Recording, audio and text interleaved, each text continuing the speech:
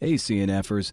Welcome to CNF Pod, the creative nonfiction podcast, a show where I speak to badass people, usually speak to badass people about the craft and the art of telling true stories. I say usually because this week I don't have a guest. Boo. Boo. Hey, before you start hurling tomatoes up at the CNF stage, hear me out. My guest this week wasn't feeling good, so we had to reschedule. You might be like, B.O., thought you had some of these in the can. Get your house in order.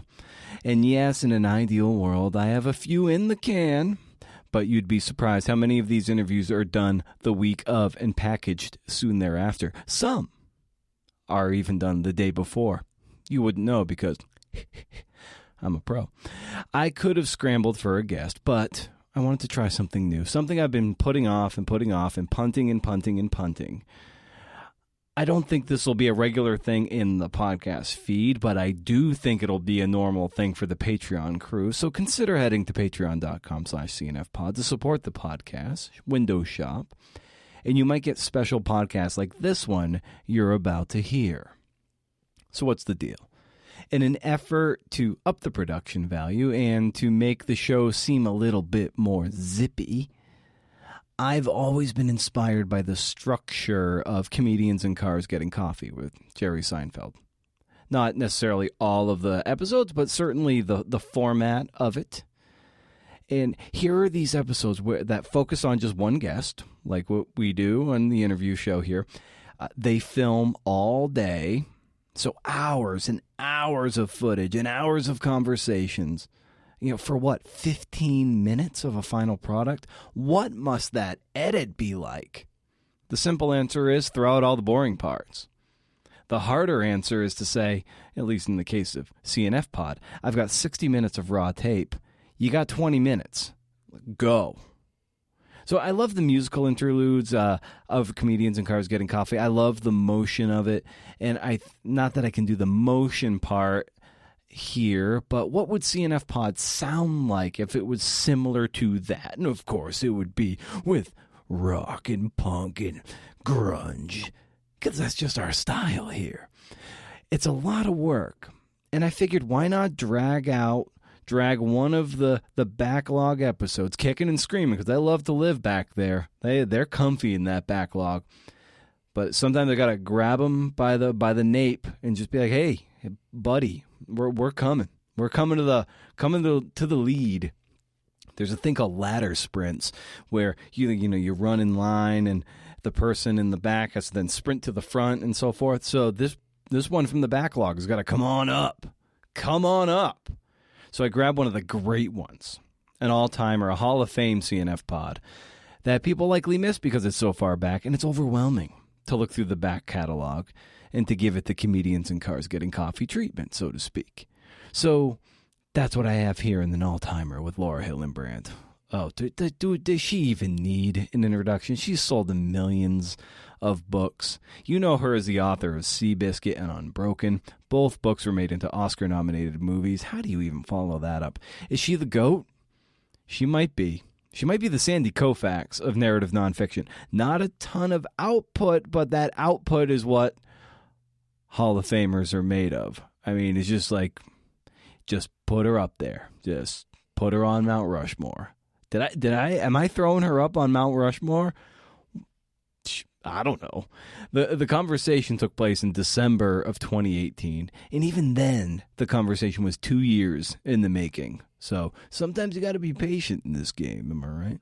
So I took the most blemish-free gold out of this golden interview, and you can listen to the interview in its entirety, number 132 at BrendanO'Mara.com, hey, or wherever you get your podcasts. I mean, what a joy, what a pleasure, what a national treasure Laura is.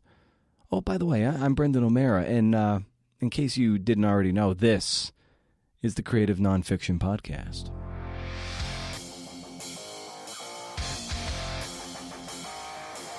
For the longest time in Washington, D.C., Laura was essentially on a self-prescribed house arrest. The humidity of Washington really confounded her health issues, suffering as she was and is to some extent still with the ill-named chronic fatigue syndrome.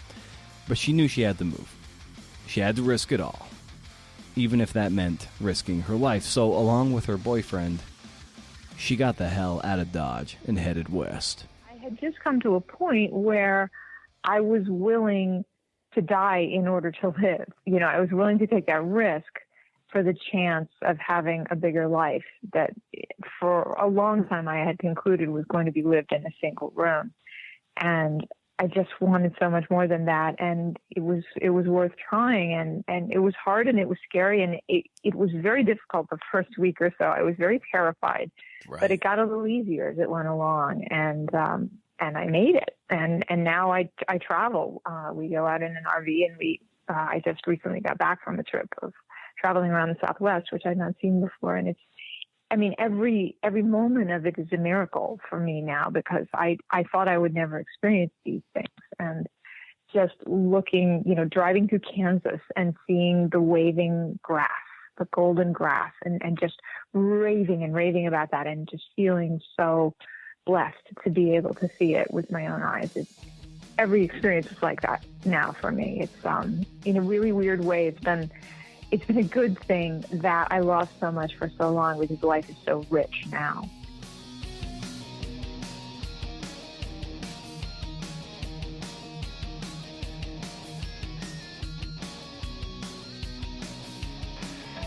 There really wasn't anything that didn't strike me as beautiful.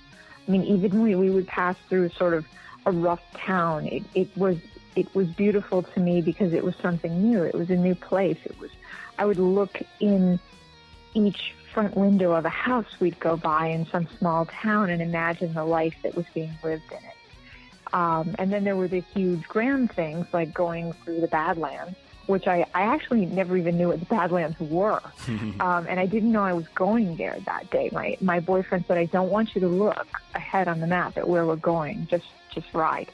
And we're riding along, and there's, it's beautiful South Dakota, and I'm loving that. And he's the left turn, and all of a sudden we're in these gigantic striated canyons of a million different colors. And, there are coyotes running around, and bighorn sheep, and just, prairie dogs. And I just couldn't believe it. It was, all of it, the majesty of it, the grandeur of it, the size of this country, the breadth of experience within it, all the different lives. There is no one America.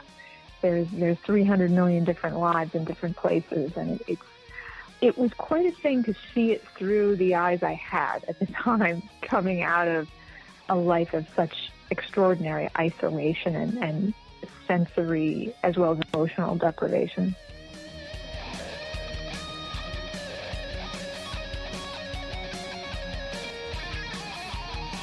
So where did that sensibility of wanting to be a writer, or even being born a writer, come from for you? I don't really know. It just was in me. It's in other members of my family as well. My mother was a writer. She wrote for the Syracuse Herald Journal.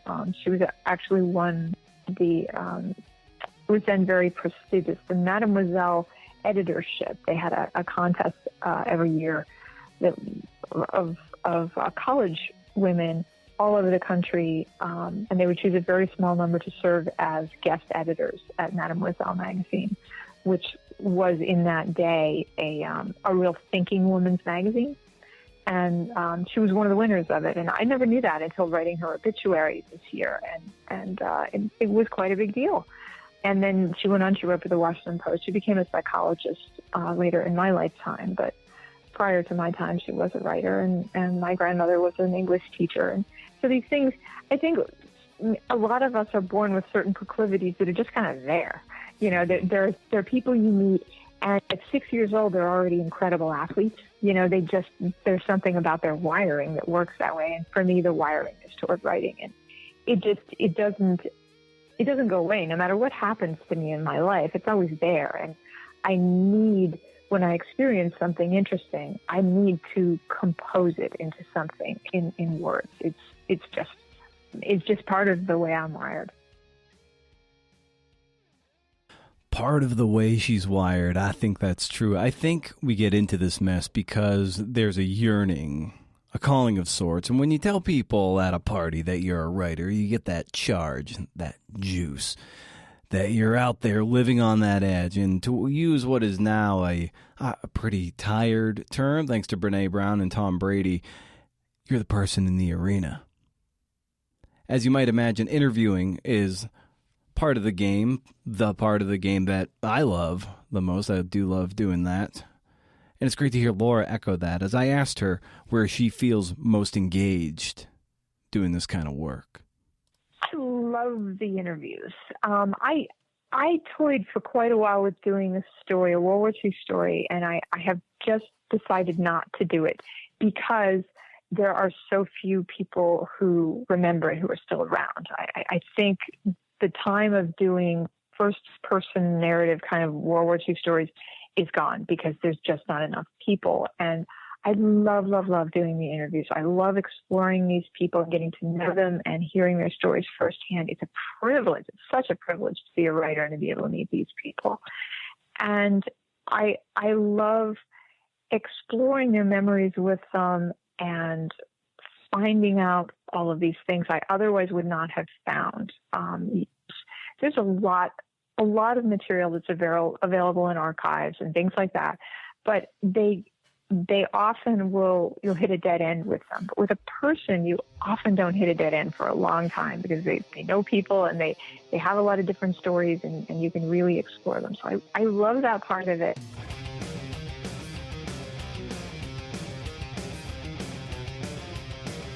And I try to be that way also when I do interviews with people, is be non-judgmental and to be as a recessive a presence as possible so that people aren't altering what they say because I'm a certain kind of personality.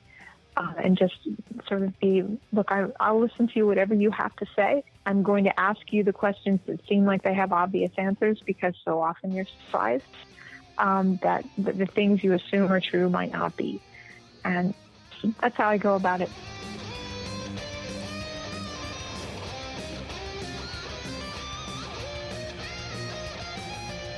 How influential has listening to audiobooks lent that sort of musicality to your own prose? That's a really good question, and I think it has been very important. It was something I did out of necessity because I have vertigo, and people often think of that term as meaning they get dizzy with heights and things like that. That's not what I mean by vertigo. I mean that everything around me appears to be moving all the time. And I have a sensation of moving all the time. And one of the hardest things for me to do is to read, which is the cruelest punishment in the world for a writer. Right. But just looking at a page, I couldn't for many years put my head down at all. So if I did try to read, I could only read short passages and with my head up. Also, CFS carries a lot of cognitive problems that make reading difficult. I know a lot of people with this disease who can't read at all, ever, because it has cognitive problems that move words around the page and make focusing very difficult. So that is a challenge. I can read much better on a screen than I can in a printed book, but I haven't read a printed book in many years because it's too difficult. And what I did was I signed up for the Library of Congress's Talking Book program, which is for the blind and visually handicapped. And you can get anything. They record everything there, and they have really good readers. I've read hundreds of books that way, and I continue to read via audiobooks. And you learn something when you listen to books that way. By a good reader, you start to hear that music of the language, and you can sort out good writers from bad. Whenever I read, I think about why do I like this passage and why don't I like this passage, so that I can figure out how someone's writing well or not writing well. And a lot of it does come down to that, the rhythm and the tempo and just the shape of a paragraph or a sentence. And one of the things I started to do when I was writing Seabiscuit, I had just rewatched Ken Burns' documentary on the Civil War. And the narration of that, which I believe was done by John Chancellor, is masterful. And I began to, in my head, think my words in my brain in his voice. How would this sound? And then I began to speak them out loud. And now whenever I write something, I say the whole thing out loud. And I can often catch things I can't catch when I read it, of how a sentence isn't working. It's too long. It's too convoluted. When you have to speak something aloud, you have to do it much more simply and with much more clarity than often writing will make you do it. You miss that when you write it down. So everything I write now, I speak out loud to myself, and often inside my head as John Chancellor. And it works really well. And I actually highly recommend that people, the Civil War series is absolutely fantastic, but it's especially well narrated, and it's written very, very cleanly, and with brief, simple sentences that convey facts very well. So it's something I did learn from doing audiobooks, from listening to many, many, many of them. It makes you a better writer. I mean, originally we told stories that way. We didn't have written language. We had spoken language, and I like to write books that sound more like someone telling a story over a campfire. That's what I imagine. I imagine my audience is kind of gathered around the circle and there's a fire. And how would you tell this if you were speaking that way? And so that's how I do it. And for me, language is musical. It's not about grammatical rules and things like that. It's about a certain music that comes out of it, a balance that's almost mathematical. They have such gorgeous rhythm. They know exactly what they're doing. They write these perfect sentences and perfect paragraphs. And so I read them, and I'm a better writer for it because it's just influential. Even without you thinking about it, it's influential. What has to be in place for you? And then you all of a sudden know, like, oh, here we go. There's momentum. There's something here. I'm diving in. Yeah, I've gone through that question a lot because I've been looking for the right story to tell as the next story. And after Louis Zamperini and Seabiscuit, that's a pretty tough act to follow. Those were incredible lives. And I want a narrative arc. I get proposals all the time from people who say, you really should write about this. And it'll be someone's interesting life where they've had a lot of different interesting experiences, but it's not an arc. It's not a story. And I want a story.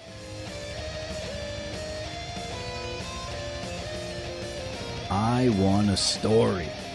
She says, now, that's something I've been trying to unpack with people of late. This notion of idea versus story. You can say you want to write about the rise of, I don't know, backyard campfires. And believe me, I love me a backyard campfire, but that's just an idea. It's not a story in unto itself. What's the story? Were there childhood friends who bonded over campfires and camping, and maybe someone is dying and they figure this will be the last time they roast marshmallows together. So what the story is really about is friendship and the everlasting bonds that transcend the living. And this is hard. It's hard work, man, to really distill that. Because there are myriad things that seem cool to write about, but man, to find the story in it, that's what separates amateur narrative writers from the pros. And sometimes, while you're doing your research or reporting, things might just sneak up on you that you never knew were there. That was the year the mountain of Manure was hit by a flood down in Mexico, and it crashed into the grandstand and knocked it down, and it washed out the barns. And then he's like, well, that's neither here nor there. And so he goes on talking about what I asked him, and I'm like, wait a minute, back up. And so he tells me the story about this night. It rained like 11 and a half inches in one night, and this flash flood came, and they had a gigantic mountain of manure behind the barns at this track in Mexico. And this flash flood hit it, and it the whole mountain of manure moved, and it was 20 feet high or something. And it did knock down the grandstand and the barns, and the grooms ran through and opened all the doors and shooed the horses out, and the horses all ran into the hills. This is in Tijuana. And for quite a long time afterward, the very impoverished locals in Tijuana were riding around on $1 million racehorses that they caught. And so he told me the whole story, and he was like, no one's ever asked me about that. I haven't thought about that since way back then. And he was a young guy there at the time. So I called all of my sources who had been at Tijuana around that time. Like, do you remember a time when there was some flash flood and a mountain of manure hit the grandstand? They're like, oh, yeah, I was there. And so I got several of these old guys to tell me more details about the story. And then I looked up weather records and things like that. And it turned into this whole big thing because this ancient gentleman had paused and just muttered something about this. And, I kind of let him talk. And that's the beauty about these interviews is the stuff you don't expect. And you do need to give them space to tell those things.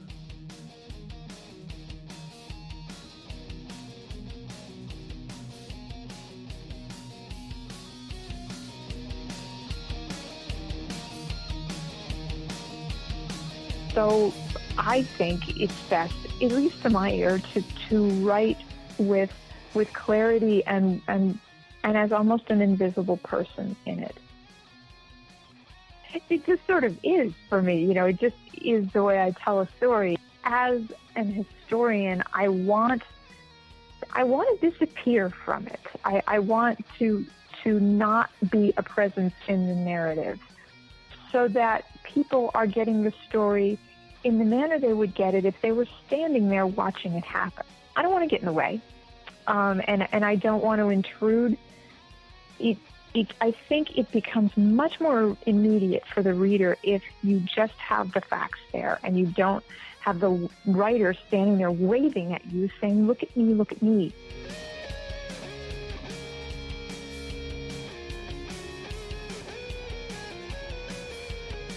I do love dealing with the real and what you learn about real people by looking at the lives of real people and what they go through.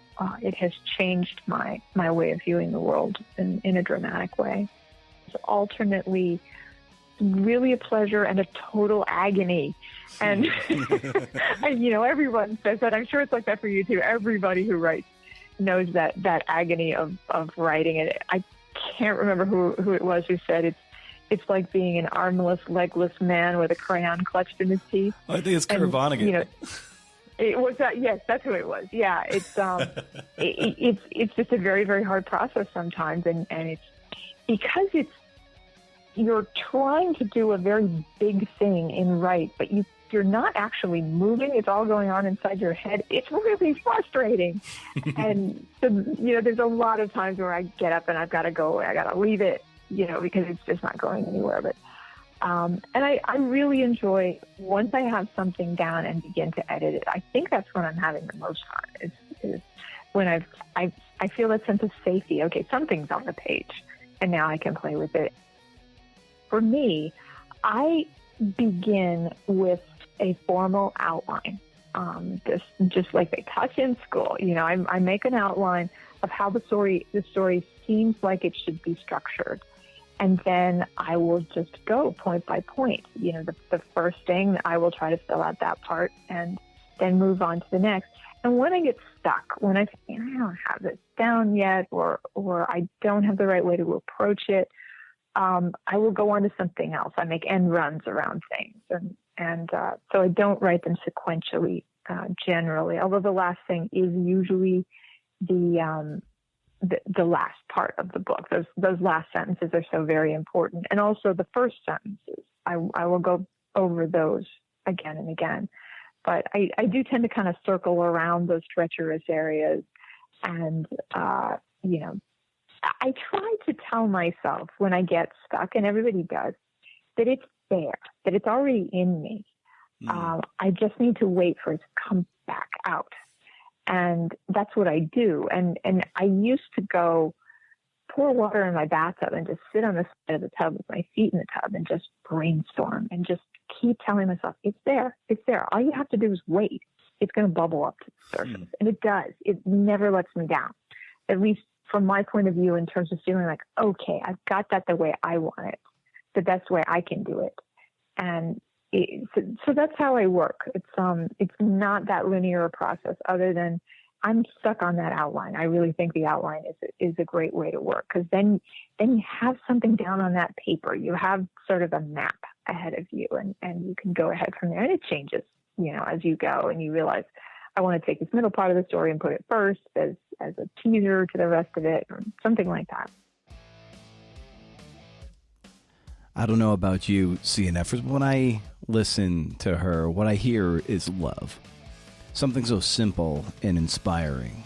Sure, it's all hard work, but what great work it is. And even when Laura speaks of the agony of writing, it's more like the agony of not being able to solve a puzzle. Like, you can crack the code.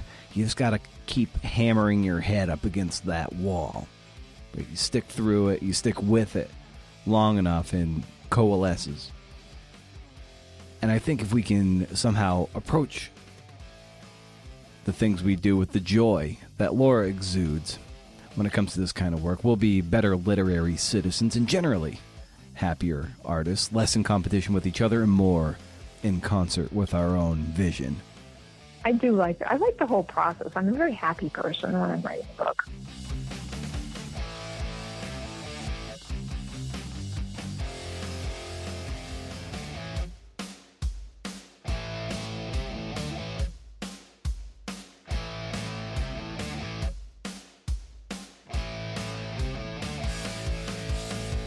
Hey, thanks for listening to this new riff on the podcast, CNFers. It's a nice way, I think, to reanimate the backlog and give you something that's a little more peppy, just like comedians in cars getting coffee.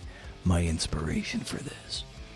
If you want to listen to the original interview in its entirety, visit BrendanO'Mara.com and look for episode 132. While you're there, you can also sign up for the Up to 11 CNF and monthly newsletter. Been doing it for like a million years, unlike all these Substack clowns. Also, the episode, you could pick it up wherever you get your podcast. Just type in Laura Hillenbrand, CNF Pod, Brendan O'Mara, whatever. I'm telling you how to look for an episode of the podcast. And if you're listening to the parting shot, which there isn't much of a parting shot this week, you know the drill. Anyway, let me know what you think by pinging me on social media at CNF Pod on Twitter and at Creative Nonfiction Podcast on Instagram. Consider leaving a kind review on Apple Podcasts. It's a free way to support the podcast, and it echoes for all eternity. Feel free to link up to the show on social, tagging me in the show, of course, so I can amplify and give you digital fist bumps. And even consider becoming a patron at patreon.com/CNFpod so you can be the first to hear new episodes of this nature. These things will likely be Patreon exclusives, so think about it. As well as I'm thinking of doing monthly recaps, sort of month in review of the show too, so like kind of greatest nuggets, 2 or 3 nuggets from every pod of that month. That's going to kick over to the Patreon crew just to give them that juice, a little extra something. Again, patreon.com/CNFpod. Shop around, give it a shot. We should be coming back at you with a fresh interview next week. So until then, stay wild, CNFers, and if you can do, interview. See ya.